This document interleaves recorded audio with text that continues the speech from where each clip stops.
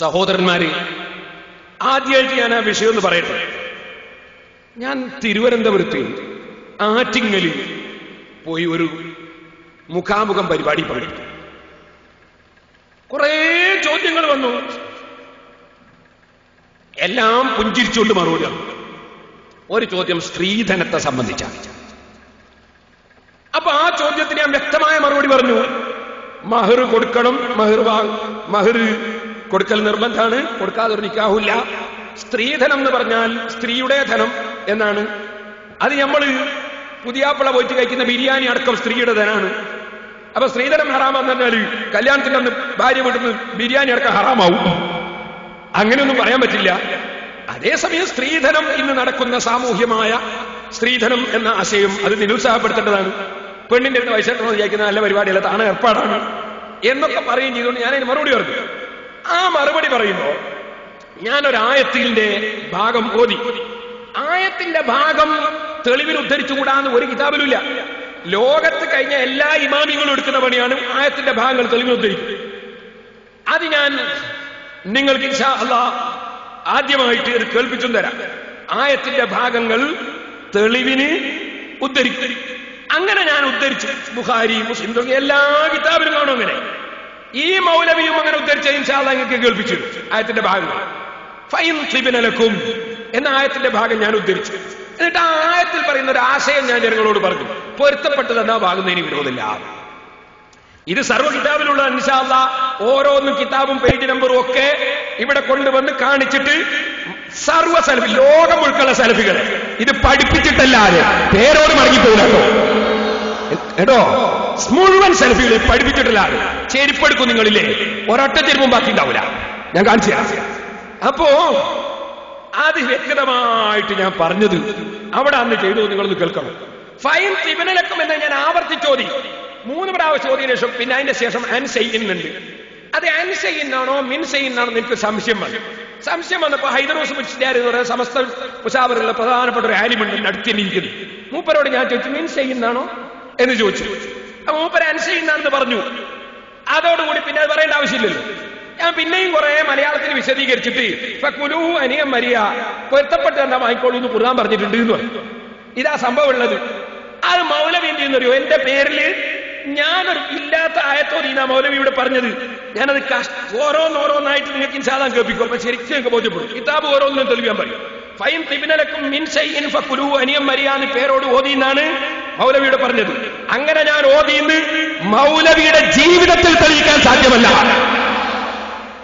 പാച്ചക്കള്ളം പറഞ്ഞു. ഇൻഷാ അല്ലാഹ് ഞാൻ വിഷയത്തിലേക്ക് വരും. നിങ്ങൾ എന്റെ പ്രസംഗം, ആ പ്രസംഗത്തിനെതിരെ അയാളെ സംസാരവും ഓരോന്നോരോന്ന് കേൾക്കാം. വെക്കുമോനെ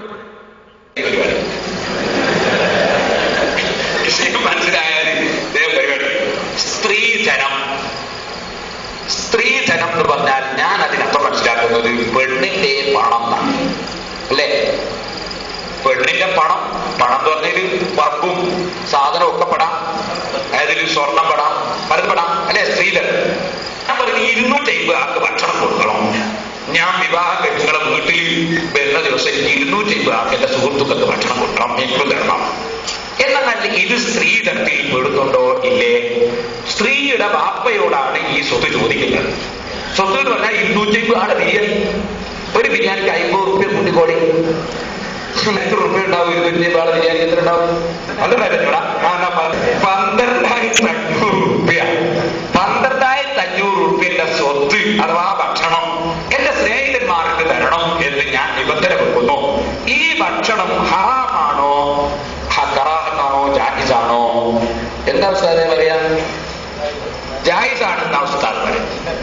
ഇനി അല്ലെങ്കിൽ കൂടിയാൽ സുന്നത്ത്. ഇത് സ്ത്രീയുടെ ധനമാണ്.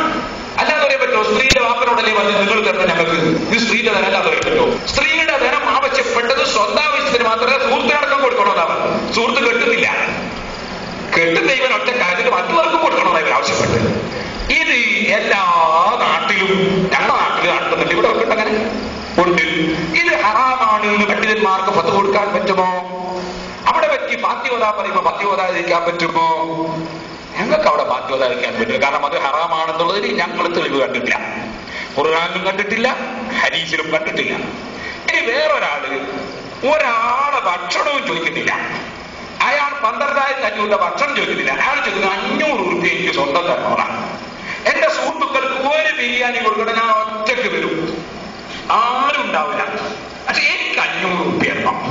ഞങ്ങളെ മകളെ കണ്ടി നിങ്ങളെ വീട്ടിൽ വരണമെങ്കിൽ 500 രൂപ തരണം. അതിന് 100 രൂപ ഇന്ന് തന്നെ തരണമെങ്കിലേ എനിക്ക് അന്വേഷിക്കണം. 400 അന്ന് തന്നാ മതി. അയാൾ പറയും ഇത് ഹറാം എന്ന് പറയുമ്പോൾ കൊണ്ട് സാറേ ഹറാമില്ല, അപ്പൊ അതിനും കുഴപ്പമില്ല. ഇനിയിപ്പൊ ഏതാണ് ഹറാമാണ് എന്ന് വിരിച്ചത്? ഹറാമാണ് എന്ന് വിരിച്ചാ പോരാ.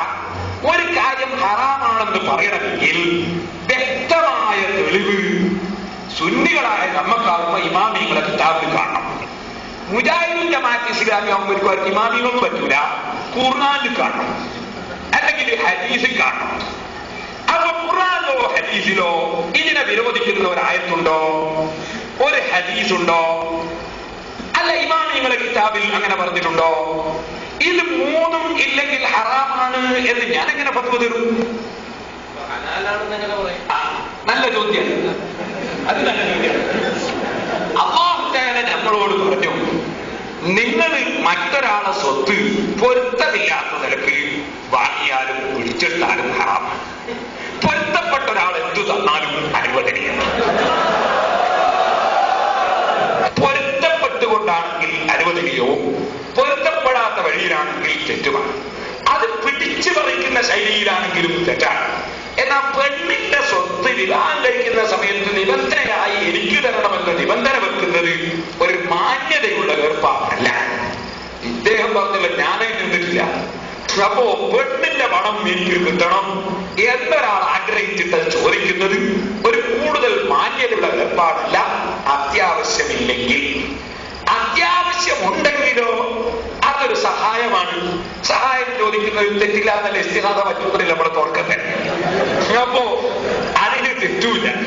മുസ്ലിം ലോകത്ത് കേരളത്തിൽ ഈ ആചാരം ഇവിടുന്ന് കൊണ്ടുവന്നുണ്ട്. മഹർ കൊടുക്കാതെ കേരളത്തിൽ ഇന്ന് വരെ ഒരു മുസ്ലിമും വിവാഹം കഴിച്ചിട്ടില്ല, കഴിക്കുന്നില്ല. ഉണ്ടെങ്കിൽ നിങ്ങൾ പറയണം.